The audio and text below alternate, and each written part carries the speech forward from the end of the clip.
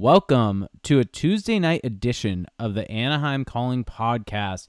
I'm joined once again by CJ Woodling for his second show in 3 episodes because Felix thought it was going to be too important to play in his beer league game, so he ditched me for the night. So thanks, Felix. I am exhausted. How dare you make me work this hard? Thanks, Felix. Thanks. I see you in the Twitch chat. I see you there.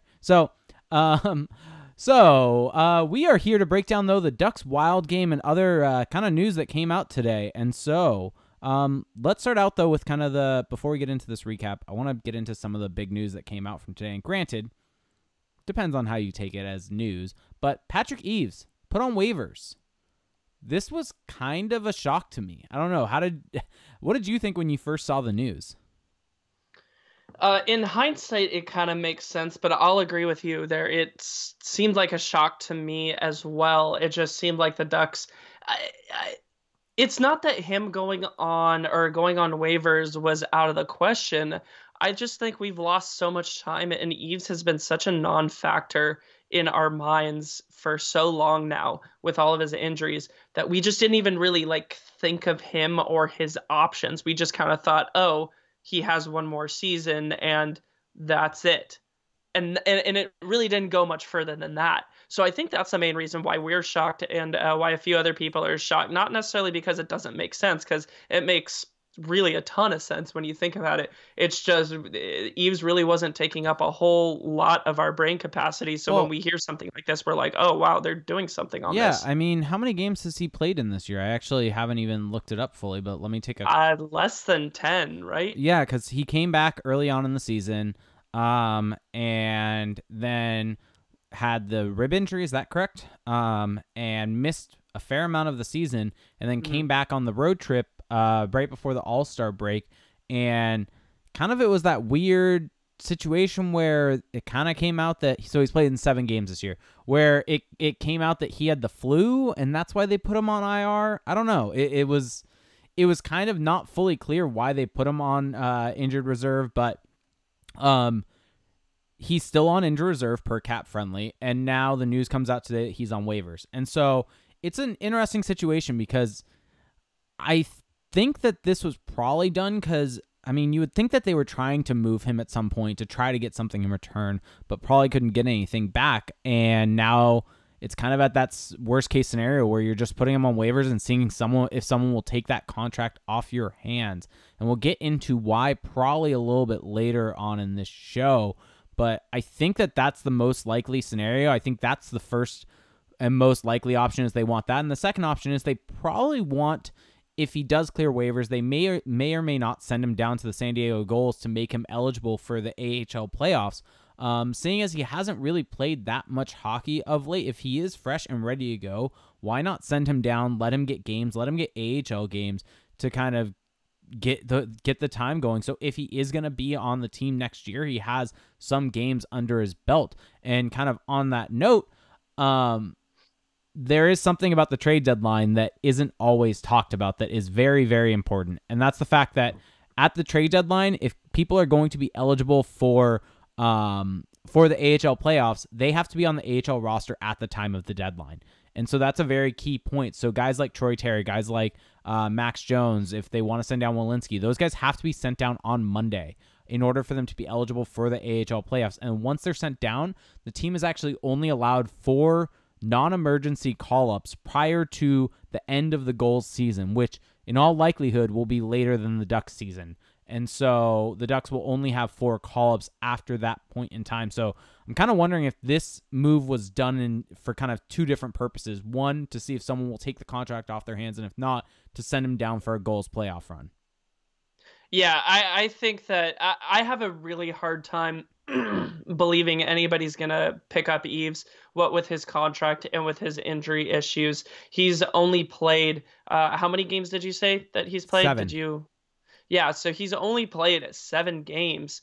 I think, 8 total in the last 2 seasons, right? Including the one he played last year before he went down with the 2 games. So he's played 9 games over 2 seasons. I don't see how any team's going to want to take a risk on that at his 3.25 million cap hit. Yeah. So cap friendly's down, which is making this loads of fun. Yeah, exactly. So I think you're right. I think that in all likelihood, Murray tried to shop Eves, tried to get somebody to trade for him, even for a low round pick. Nobody was willing to bite, and I don't blame anybody. But quite frankly, having him down with the kids for a San Diego Gulls Calder Cup run would actually be a really good idea. I got to see Eves play a game down in San Diego earlier this year. He looked really good. He had a couple of good chances, obviously lower level hockey. I think he would be a big boon to their chances. Yeah, I definitely think so. So I think we're kind of in agreement there that he probably gets sent down just to get that game time. So I don't know. It kind of took me by surprise, though, to be honest. I didn't expect this move.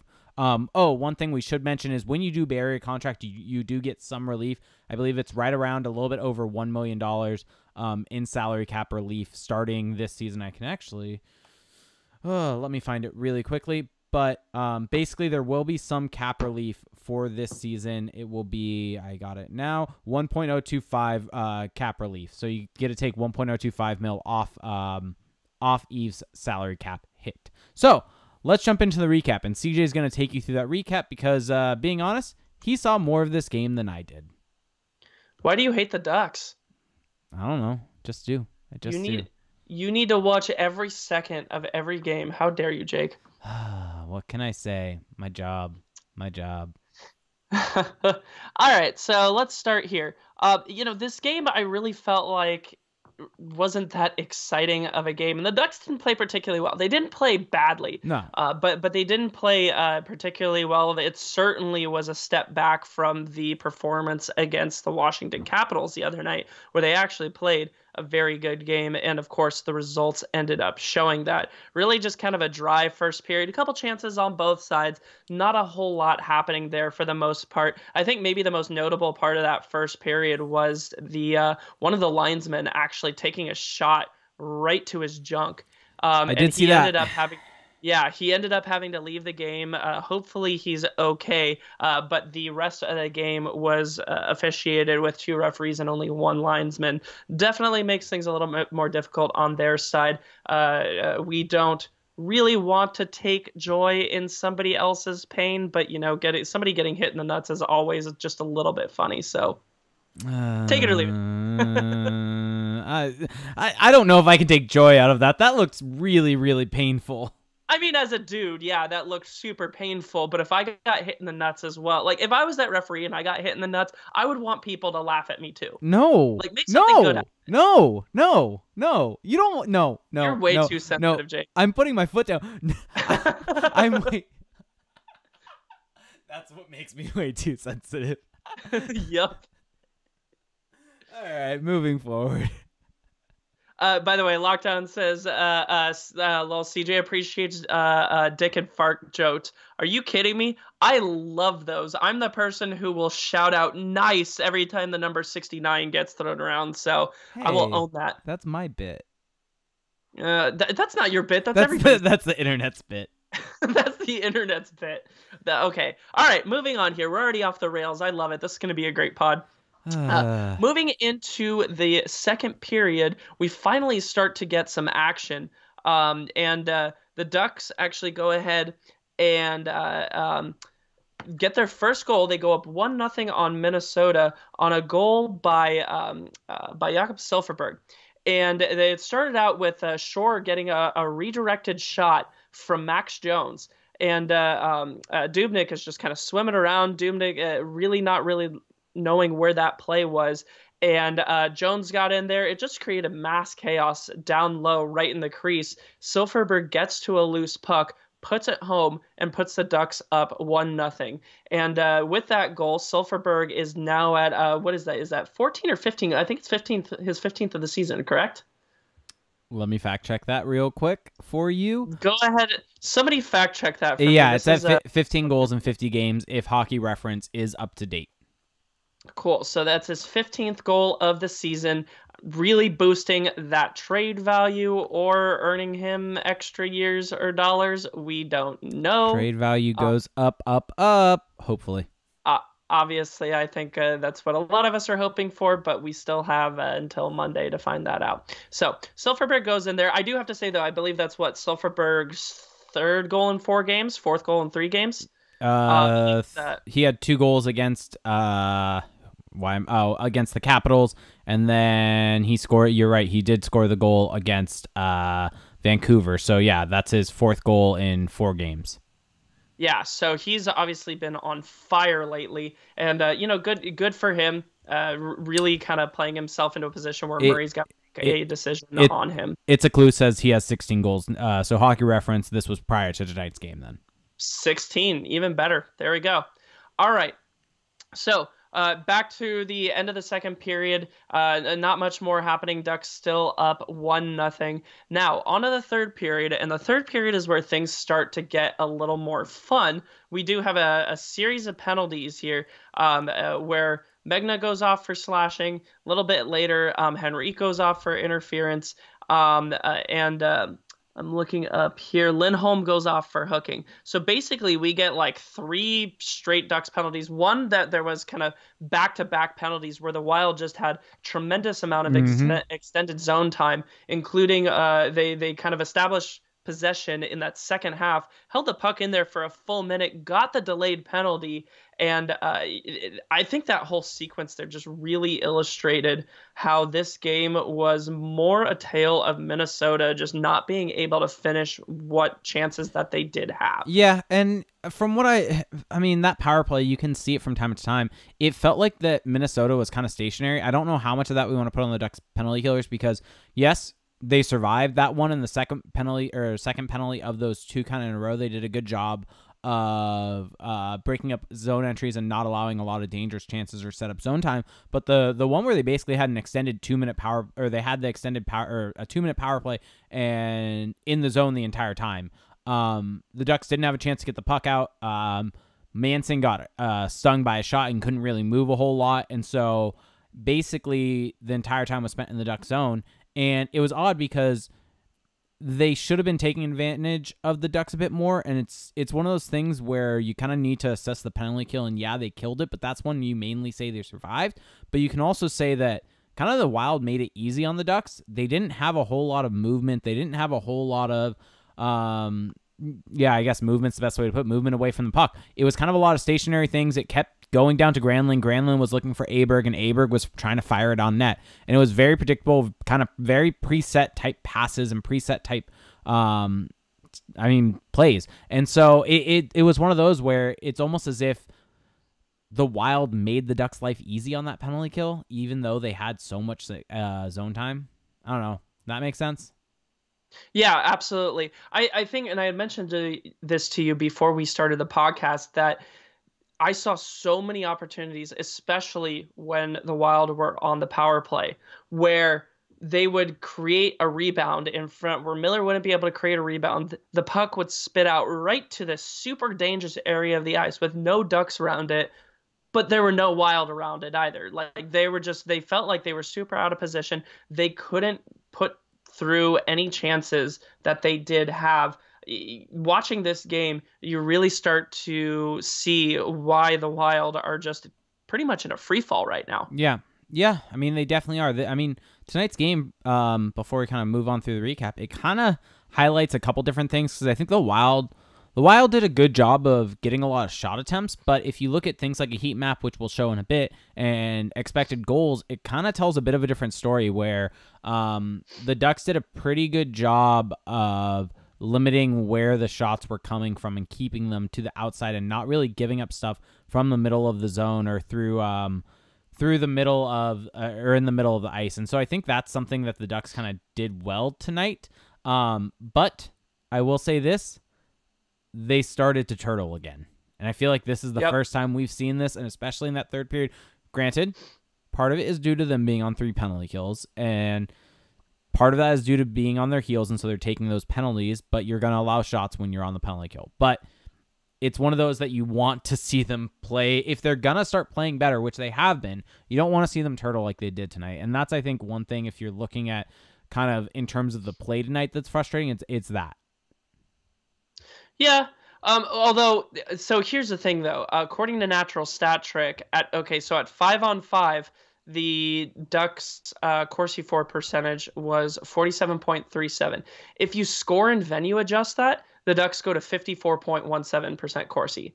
Yeah, So, that's true. I mean, yeah, I think they turtled maybe to an extent, but I think they were number one. It was the penalties more than anything, but number two, really kind of the turtle went out the window as soon as they scored those last three goals Yep. quickly in succession, Yep. which is the perfect transition to move on to those goals. The Ducks would go up 2-1 on hashtag Corey Perry is still good. At least say it right. It's hashtag Perry is still good, CJ. You don't add the Corey in the Perry is still hashtag. good. You got to keep the This is hashtag why shorter.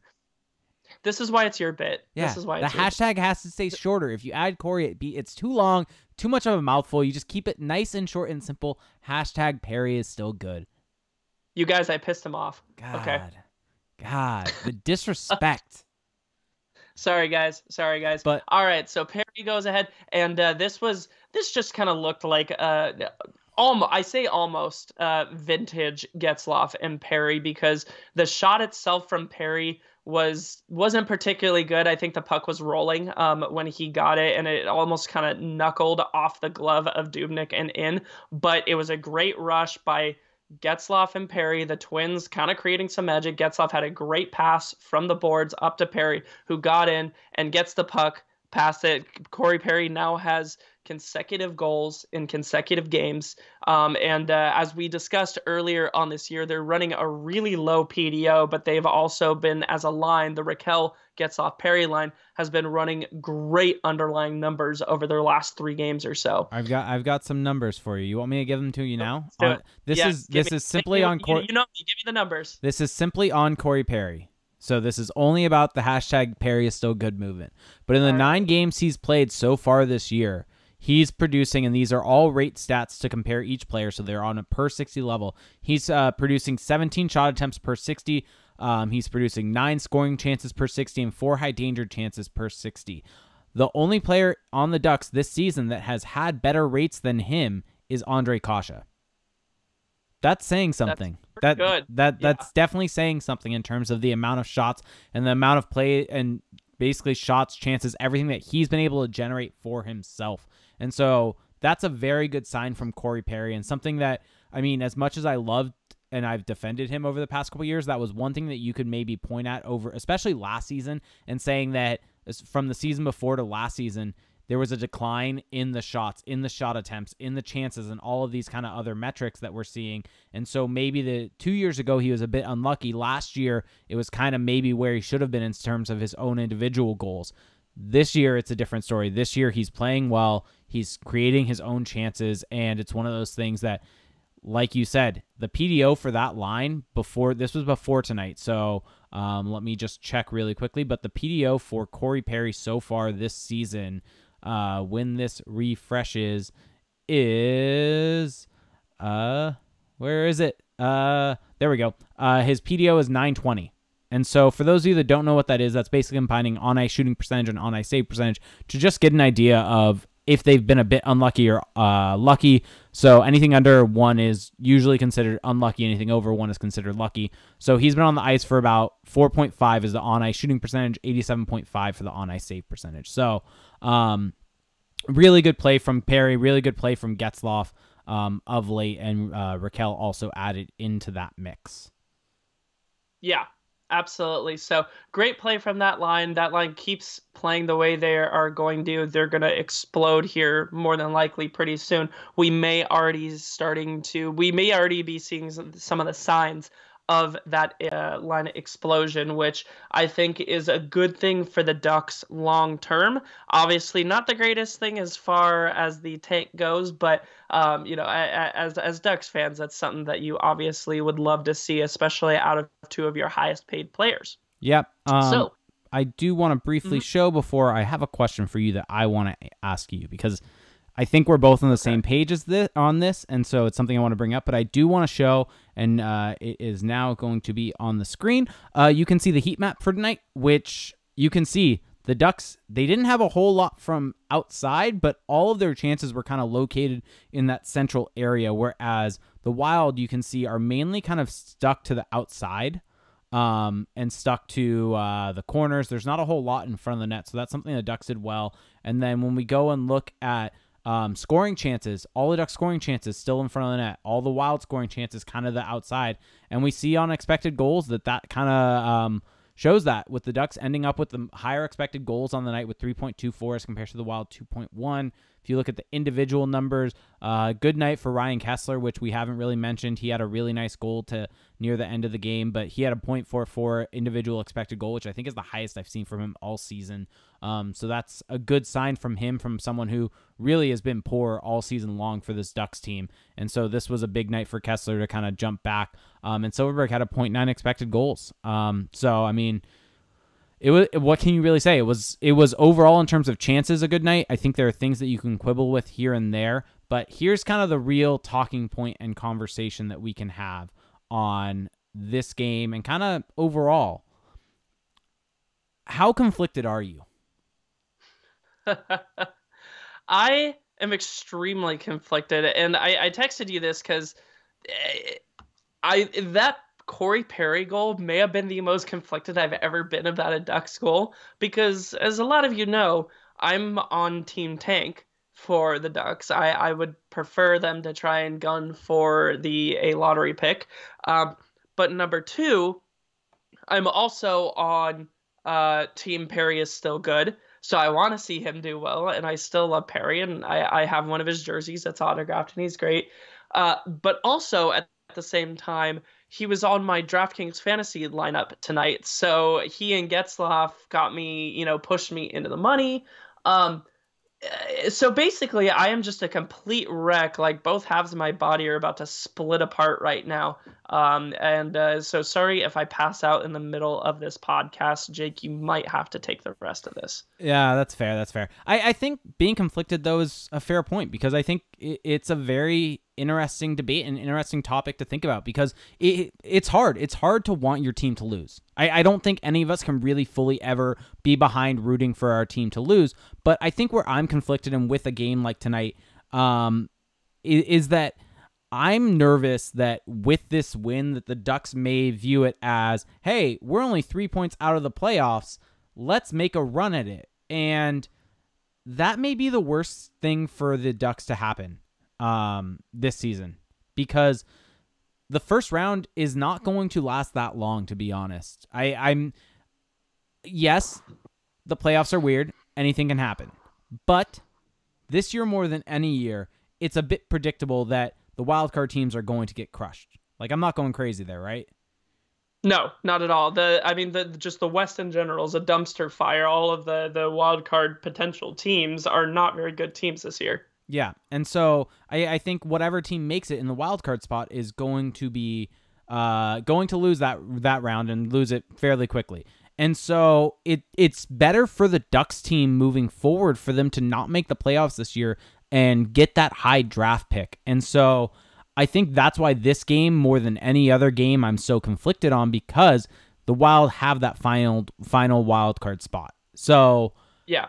And just as a quick heads up on the Tankathon, the Gimpy Elf just messaged that Edmonton just tied the game against Arizona. And if Edmonton wins, honestly, the best case scenario out of that Arizona-Edmonton game is it going to overtime and Edmonton winning, giving them all points. Yeah. So that is the best case scenario. So good news for the Tank there. Yeah. Good news for the Tank. Exactly. All right, let's go ahead and move on. We can maybe talk about I do want to revisit the whole kind of tanking issue a little bit with the trade deadline coming up, but I just want to finish out this recap really quickly. Cap. So, Ducks end up getting a third goal off of Ryan Kesler, and Kesler breaks a 39-game goalless drought. That was only his 7th point on the season. But I have to admit, ever since Kesler was knocked down to the 4th line, I feel like he's been fine. He's still obviously making way too much money for all of that. But honestly, at this point, and kind of the way that he's playing, fourth line is probably where it's best for him. But it was good to see him get a goal score. You could see he was just so happy, smiling. It looked like he got the monkey off his back. It was actually a pretty good goal too. It wasn't one of these like tip goals that he's been doing a lot lately. A great play where he basically intercepted and forced a turnover in his own defensive end from Minnesota, leads a rush up ice with two other forwards, and snaps the puck home between the glove and the leg of Devin Dubnyk. Dubnyk probably would want that one back, but still a pretty good goal and a good shot from Ryan Kesler. So definitely something that I know he is going to be thrilled about. Yep. Definitely he's going to be happy with that. I may push back a little bit on that for you that he hasn't been that good since going down to the fourth line. His numbers still aren't great there. Tonight, though. Well, I never... Oh, sorry. I never misinterpreted said... what you said then. My bad. Yeah, I never said he was great. I just feel like at this point in his career, I'm saying he hasn't been that bad. He hasn't been nearly as bad on the fourth line as he was when he was still part of Carlisle's shutdown line. Yeah. Yeah, I think that's fair. Because he's not going up against a top competition, getting run over every single night. He's up against easier competition where he can work. So it's okay. But Kesler goes and gives the Ducks the 3-0 lead. And with the goalie pulled at the very end of the game, Adam Henrique wins a faceoff, gets it to Hampus Lindholm, and Lindholm puts the puck into the empty net, sealing the shutout win for the Ducks with 4-0. And Ryan Miller gets his 44th shutout of his career, rocking a sweet Star Wars mask, if I have to say.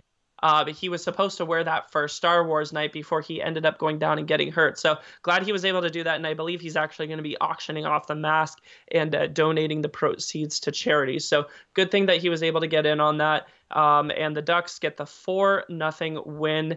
And currently, do you have the standings up? Let me see the standings. I do, but we should make note. So the Ducks currently sit at 57 points in 60 games, and Minnesota has 60 points in 60 games. So the Ducks are now 3, and they're in the final wild card spot. But here's kind of the issue for anyone that's thinking the Ducks should go for a playoff spot. There are a lot of teams in front of them. So it's not as if it's as simple as getting 3 points, because there are all those other teams that can gain points in the process. And we also have the fact that Arizona's already going to get a point, so they're going to be ahead of the Ducks. Edmonton is going to at least get a point, so they're going to be potentially only 2 points back of the Ducks. So teams here are still going to be tight to the Ducks, and there's a lot of teams in that mix, in that race. So I wouldn't say the Ducks are exactly in the playoff race, but I guess, I don't know. Well, by the way, just a second, you said that they were in a wild card spot. They're still 3 points out. No, I said Minnesota's in the final wild card spot. Oh, got it. My bad. Minnesota's in the final wild card spot with 60 points in 60 games. And actually, per Money Puck, and I believe a lot of this is being driven by how many teams there are and play and different things like that. But the Ducks currently have a 4% chance to make the playoffs per Money Puck. Yeah, even though they're so close, and I think you hit the nail on the head there, the fact that so right now the Ducks have 57 points. Again, Edmonton, if they win tonight, they will have at minimum 54, if not 55, if they pull out the win. So right there's Anaheim with 57, Arizona with 57 at the current moment, Vancouver with 59, Chicago with 59, Colorado with 59. Like, this isn't a situation where the Ducks are clearly the better team and deserve this playoff spot. Everybody is right along kind of the same footing right now. Yeah. And it also lends to our theory that, look, whoever is going to be in the wild card in the West this year is going to be pretty much trounced upon, because the West is extremely, extremely top heavy. Yeah, and I think one thing I'll also say for anyone that thinks the tank is over, they've only won 3 games. They've won 3 games in their last 4 games. This is 4 games. There's still a lot of season left. Yes, they could potentially get out of the tank, but this is 4 games. We had 22 games of them playing awful before that. Granted, coach has been fired, team's playing better, but at a certain point in time, the kids are going to go down. At a certain point in time, different guys are going to have to fill in, and it's not a foregone conclusion that they're going to keep winning. It's not a foregone conclusion that they're going to keep tanking. But I think at this point in time, that high pick is so tempting, and it's 20 more games. It's hard. It's so conflicting, CJ. It is, I know. And that brings me to like what I want to talk about here is that what do you think this win and this if the Ducks win again, if they continue their winning ways right here, right? We're not saying that they're going to be good or that they're going to make noise in the playoffs, but what do you think these winning ways do to Bob Murray's vision of this team? Do you think it changes, specifically with regards to the trade deadline? Do you think Murray has a plan going to the trade deadline and that's not changing no matter what? Or do you think this recent stretch of games is going to alter things? I think as a general manager, you can't let short-term results influence your long-term plan. And I think that's my biggest concern is the fact that Bob Murray is now behind the bench and he may, because coaches a lot of times, and granted, that's what they should do because they're the coach. They're driving those results. Coaches play into short-term trends and short-term results with line changes, with things like that, because that's what drives their job. The general manager's job is having a much bigger long-term plan, having that kind of set idea and set plan, and you can't let 5, 10, 20 games change that plan. And so that's my biggest concern is that Bob Murray is going to get influenced by these shorter term results and shorter term success and change what he was planning on doing, because the Ducks need to have a set plan to move forward, because we're seeing right now that this roster is good enough. This roster is not bad. It's not as bad as they were to start the year. Like, let's be real. The team that was on that awful losing streak and then went on another awful losing streak, a lot of that I think we can see now was driven by coaching. We're seeing how competitive they are with these good teams. But I think that even more so reinforces that you need to try to get a high draft pick, because if you do, then this team can turn around real quick. Yeah. That's the thing. A lottery pick. So again, for those of you, and I think we've already talked about this before, but the thing is that the top 5 picks, this is a pretty top heavy draft. The top 5 picks this year all have franchise potential, headlined by Hughes and Kakko. Hughes and Kakko, most people seem to agree that either one of those is going to be a franchise player. And outside of that, and I would consider probably the next 3 to be Kirby Dach, Pognon, and Dylan Cousins. Is it Cousins or Cousins? I always thought it was Cousins. I have no idea. I just in my head I always read it as Cousins. Something like that. All 5 of those players. And then the 3 after Hughes and Kakko, a lot of scouts consider to have franchise potential, not necessarily guaranteed, obviously, but any pick in that has the potential to be the Getzlaf replacement that the Ducks needs. We've talked about this before, how while the Ducks have a lot of good prospects down in San Diego or currently up with the team right now, who will likely make a good impact on the Ducks, none of them currently project out at the present moment to be that Getzlaf replacement that the Ducks are going to need. A true top line superstar type talent, and a top 5 pick for the Ducks this season very well could get them that talent. So it really does depend. Yeah.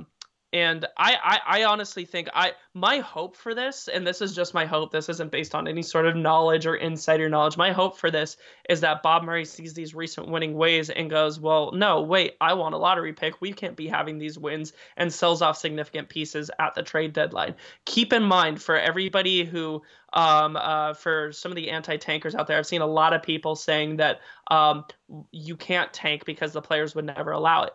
Tanking is not something players do. No. Tanking is something management does. Well, and that's going to be a good transition point to talking about Jakob Silfverberg right now, because it was reported today by Darren Drager on TSN Insiders that the Ducks and Silfverberg are close on an extension and they're close to signing, and that they can take him off their trade bait list. And to me, this was shocking. I'm not going to lie. I'm not going to pull punches. I'm not going to mince words. This was completely shocking to me, because there's been the rumors, there's been the reports that they're working on a new deal for him and different things like that. But I never fully believed that it was actually going to go through for a bunch of different reasons. But if they do this, I will be completely shocked and, quite frankly, pissed off. There's no other way of doing it, no other way of mincing words. Supposedly they may wait until after the deadline because of something called tagging, which is essentially, CJ, correct me if I'm wrong here, but essentially you cannot have more money towards next year's team than the current cap. And after the deadline is over, there's a 10% increase in that value. So it is the current cap, not what the cap will be next year because they haven't announced it. But after the deadline, there is a 10% increase in that. And so the issue the Ducks have right now is they have $72.5 million committed to the team next year. So if you add Jakob Silfverberg in the $5 to $6 million range, they're going to be pretty tight to the 79.5. They're going to be a little bit less than the $79.5 million total for the cap this year. And so tagging is going to be an issue. And so that's one thing that they on TSN speculated why Patrick Eaves was put on waivers, to essentially be sent down to clear some space for next year's team, and different things like that. But I mean, this brings up the bigger issue that if they do sign Silfverberg, they're gonna have to make some other moves. Like, you can't just sign him and then kind of keep the team the same. This is a move that if you sign him, you have to have other moves in turn to make it work. This is not something that you do and then keep the team the exact same way. And so just to like get specific on this, as I had mentioned, tagging issue aside, and this is another reason why signing Silfverberg to potentially the rumored money that he's rumored. The rumor right now is that he'd signed for about roughly a $6 million AAV, average annual value, on the cap hit. If that is true, and the Ducks re-sign him to that will basically put it to the point where the Ducks will have $300,000 worth of cap space for next season, with 7 players to sign, assuming you don't move any money out. Well, so basically signing Silfverberg to an extension anywhere close to what the rumor is just going to absolutely handcuff the Ducks without moving a lot of money out. Yeah. So one way or another, if he's signed to that extension, you're going to have to move significant money either out now or before the draft, before July 1st comes around. Yeah. And so that's gonna have to be, that could be Fowler moving, that could be buying out Kessler, that could be getting rid of there's so many different ways that the Ducks can clear that out. Yeah, but it's a lot of space that has to be cleared out. It's not a small amount because the cap is rumored to be going up to 80.5 next year, and we said so with this deal they'd be right around the 79 million range with about 6 players left to sign. And so if each of those get $1 million, they're going to be well over the cap, and they're going to have to move out a fair amount of salary to make that work. So it's concerning on that front. It's almost like they're making their job more difficult by keeping a player that they like. And so I think that's my slightly frustrating situation on this when thinking about Silfverberg signing a new deal. And I understand. I saw Kim Paffu, who's one of his biggest defenders, saying that Silfverberg's a guy that you'd want to keep on this team. He can mentor the kids that are coming up, show them the right way to play and different things like that, and I get that. But the issue that I have is the Ducks have given out contracts like this to guys like Adam Henrique, to guys like Ryan Kessler, to guys like Corey Perry. They give these deals that are 5-6 years, paying the guy probably what their market value is at 28 years old, and then when they get to the end of that deal, they're not making what they're making significantly more than what they're worth. And so I see some people like our good friend Georgie Con saying Silfverberg's greater than Perry. He may be right now, but we were saying Perry at 28 was amazing. He was winning Hart trophies, different things like that. He earned that contract. Now everyone's so on Perry because of his money, but he earned that at the time and got what he was worth. Silfverberg's going to be in that exact same scenario 3-4 years down the line. We're going to talk about him the same way we're talking about Corey Perry. The cycle keeps going and keeps going when you keep giving out money like this and keep giving out deals like this. And at a certain point, you can do those types of deals when you're contending. You can suffer with those deals at the end of them like the Ducks are, because they contended for a cup and they needed to get Perry locked up. They needed to get Getzlaf locked up. You can make the argument even they needed to get Kessler locked up to make the runs that they did.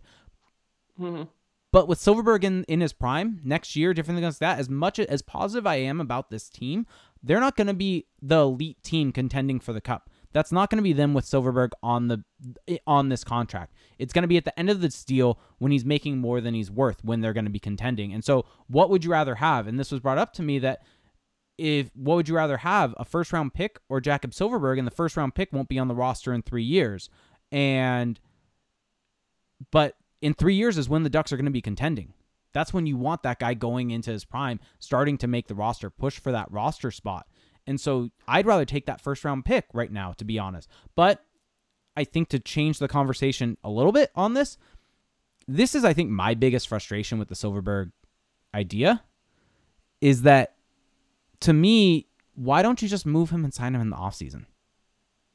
I've mentioned this a couple different times on this show, and you can find exact examples of this with Roman Polak a couple years back. He was moved to San Jose for 2 second-round picks, then signed back with Toronto that next offseason. So if Silfverberg is really so set on signing here, and to those people saying you want him to get locked up, different things like that, he's made it this far. Why would he not just go to July 1 if he's made it this far? The reason why he's not just going to go to July 1 is because he likes it in Anaheim. His family likes it here. Different things like that. So why don't you just say to him, hey, we're going to trade you. We're going to give you a chance to go win a cup. We're going to put you on Toronto. Picture Jakob Silfverberg on Toronto. We're going to move. If we move you, we're going to move you to one of those teams. And then on July 1, we'll re-sign you so that you and your wife and your kid, you'll be able to live in Anaheim. And you'll be able to live here with this life that you like. But in order to help out this team's future and to also allow you to have a chance to win a cup this year, because the Ducks aren't going to win a cup this year, why don't we go ahead and do this? I don't know. Do you have any contradicting thoughts on that or any of that? I think you kind of nailed it. I just wanted to let you go and go and go. You obviously are very passionate about this. I think I agree with you, though, for the most part, that really what it comes down to is asset management. Do I believe as a person that Silfverberg deserves to get paid that $6 million a year? 100%. From a player perspective, that would be so good for him. I'd be so happy for him. I really do like Silfverberg a lot as a player. But if you're going to be grading Bob Murray on asset management and trying to get this team as competitive as possible in as short amount of time as possible to return to Stanley Cup contention with these young kids coming up, and keep in mind as well, a lot of these young kids, all of their entry-level deals started ticking at the same time. So we're going to have a series where if you guys truly believe that Terry, Jones, Steele, and then potentially Comtois, when Comtois eventually burns a part of his, or when Comtois burns the first year, or he burns the second year of his entry-level deal next season, all these players are all going to be getting paid within the same roughly 2-year span. Right? Mm-hmm. And signing Silfverberg to this extension really just makes it that much more difficult for you to get that extra step to winning the cup. The problem we saw for years when the Ducks were at their closest, getting to the Western Conference Finals twice in a span of 3 years. And then even a little bit before that, the Ducks were contenders, and a lot of people had them pegged as Stanley Cup favorites even for like 1 or 2 of those seasons. If the Ducks want to get there, their problem was that they could never get over the hump. There was always that one thing that prevented them from reaching the final thing. You sign Silfverberg, you make it that much harder to get that final bump. And I'm not entirely sure if Silfverberg is that final bump, because we've had it for enough time now that we know what we have out of him. Yeah. So really quickly, that I want to kind of bring up some stuff in the chat that was mentioned. I think it's worth bringing up because it's valid points and valid things to bring up. Lockdown Late Night said, great tactical decision, but that's a hard sell on having to be away from your family for that period. But I think that it is a hard sell. But I think if you were to approach them the right way and say, hey, because at the end of the day, the trade deadline is end of this month. So let's just say, for rough sakes, beginning of March, and the cup is awarded beginning of June. So what is that? March, April, May. It's basically 3 months, because when you're considering it like that. So essentially it's 3 months away from your family and for you to try to reach your goal. And it also helps the team out in the future. So it helps you out in turn also when you come back to the team. So I get what you're saying, that it's hard to be away from your family for that period. But when guys are also in a playoff push, they kind of go away. I've heard stories from different players and from different analysts that essentially once the playoff comes, like they basically tell their wives, like, I'm kind of going to be not existent for this playoff push Mhm. because I need to focus on this cup run. So yes, it would be hard, but it's not a whole lot different. And then the other thing is Ken Pafu brings up, if I were Silverberg, I wouldn't trust management to bring me back. And I think that is actually a very good point. But I think if that's the case, then do you want to stay with that team? I don't know. I think that's a good point. I think that there's not really a whole lot I can say contradictory to that. I feel like we kind of hit on that enough when we hit on the different tanking. Let me see. Do we have an update? I just want to finish this out by saying Silfverberg back to Ottawa for Bobby Ryan and their first round pick in 2020, if that's allowed. I want Lafreniere. You want I want Lafreniere. You want him bad? Ottawa could be that bad again. I don't know. We'll see what happens. All right, what's your update? Update is Arizona won the game in a shootout. Oh, okay, good. So they went to overtime. That was good. Edmonton winning would have been preferable, but honestly, that's not a bad result for the Tankathon. Yeah. Okay. So let's start jumping into some questions though from the Twitch chat. For anyone watching the Twitch chat, start getting your questions into the stream there. For those of you listening to the recorded version of this show on any podcast service or watching the recorded version on YouTube, also if you're watching on YouTube, like and subscribe to the YouTube channel so you can get a notification when any of our videos go up there. But we do a live stream of this show each and every time at twitch.tv/Anaheim Calling SPN. It's a place where you can actually go and support us. If you have Amazon Prime, you get one free Twitch Prime subscription each and every month. You can, and it's a way for you to support us. And with that Twitch Prime sub, you get special emotes in the chat, a special badge next to your name, and we'll try to prioritize your questions as they come through. So let's start getting to some questions. Let's see. So Georgie Khan, our good friend George, brought up, isn't me, but in the last 4 games, Ducks appear to be crashing the net and carrying the puck into the offensive zone. Do you think the assistant coaches are using a Dallas Eakins system? I don't think so. I really haven't seen the only kind of difference I think I've seen in most of the system that's been playing right now is the power play. There's way more cross ice movement on the power play, and the Ducks seem to be more willing to take one-timers. And I actually think a lot of that, you're going to love this, Jake. Mm-hmm. I actually think a good portion of that is due to Troy Terry. Troy Terry up on the boards and on the wing over there, he's always looking to try and he's either looking for the shot down low from the right circle or to make the cross ice pass. You always see it. Watch him on the power play. It's one of those two options, and both are potentially deadly. I think that's number one. Number two, Cam Fowler has been great on the power play recently. He's had some great looking passes. It almost seems like he's maybe been instructed to kind of go the other way. I really think a lot of that is Marty Wilford's handiwork. Marty Wilford was the guy who developed most of the defensemen that have come out lately out of San Diego. So I think there's been a difference in there. At 5-on-5, though, I haven't seen the Ducks really, as far as strategy and systems go, playing much differently. They're just playing with a lot more confidence and a lot more energy than they were under Randy Carlyle. Part of that, I think, being the reason that I think that they're feeling the pressure from Bob being on the ice and down that low and knowing that they're being evaluated like a hawk and that he's going to talk to them and that he's got, the boss is right there. So I think that a lot of that was just the mental aspect of it. Yeah. Yeah, I think that's fair. Oh, sorry. I'm going to sidetrack this briefly because it's one thing I did want to actually bring up, and it has to do with the roster size. This is something interesting that John from our site brought up to me. So if guys like Magna, Walensky, Jones, and Terry are all sent down, the Ducks will be at 17 skaters and only 2 goalies. And so that leaves them at 19 roster spots taken. You have to be at 20, and I believe it actually has to be 18 skaters to fulfill the roster size. So they may actually have to call up a guy like Corbinian Holzer, and then if Jakob Silfverberg is moved, which, as we said, isn't exactly likely at this point in time, you may actually have to call up 2 guys and make them ineligible for the goals playoffs if you want to send down all of those guys. It's an interesting scenario. A team put Holzer back on the wing.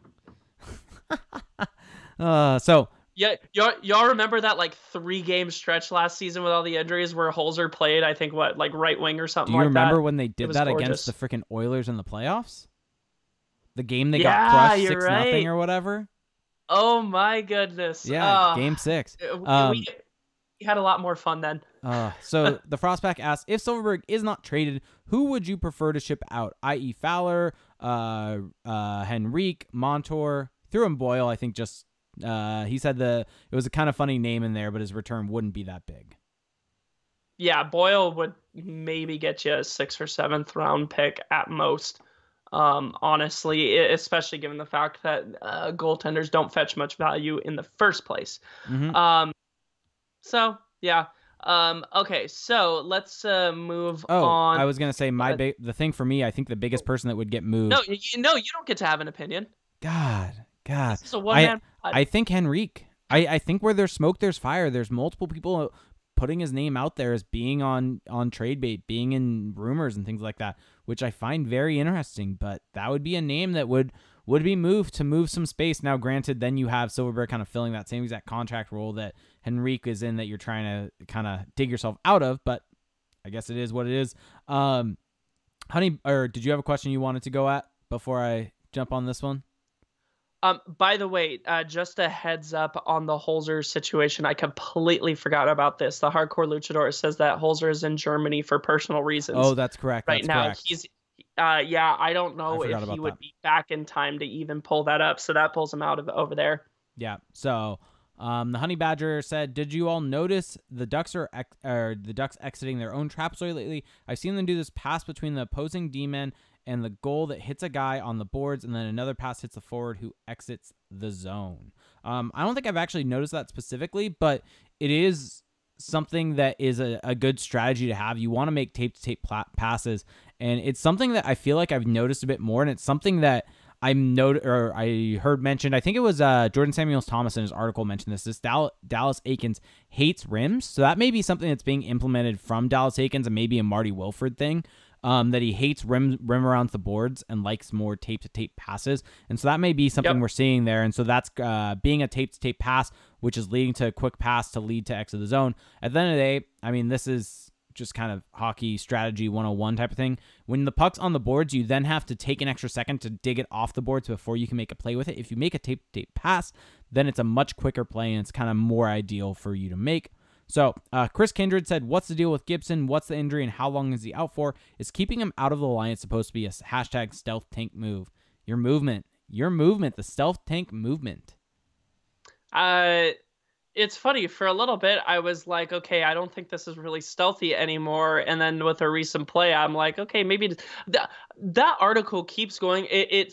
It aged super well, then it aged poorly, then it aged well again, and now it's back to aging poorly. Like, this article's taken on a life of its own, and I have no idea what to do anymore. I think Gibson has a concussion. Honestly, I think They said on the broadcast that he hasn't even skated yet.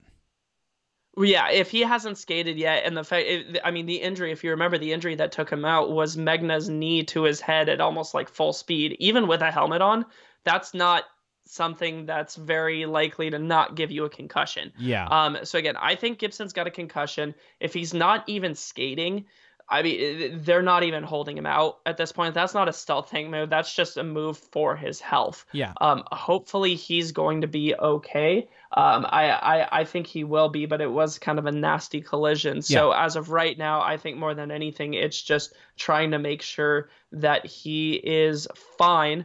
But with that being said, and I think Gibson being out it's another reason why the Ducks should not push for a playoff spot. As much as I like Ryan Miller, I don't know if I have enough confidence in him to be a number one goaltender and backstop the Ducks to try and make a playoff run. Yeah. Forwardish side. Yeah. And then actually I got a question from our good buddy at the T-Hole on Twitter. He DM'd me a question, said, "Can't make the stream, but wanted to ask, is EVP, GM, IHC, BM a good coach? Or are the assistant coaches finally able to run the systems they've been wanting to before RC left?"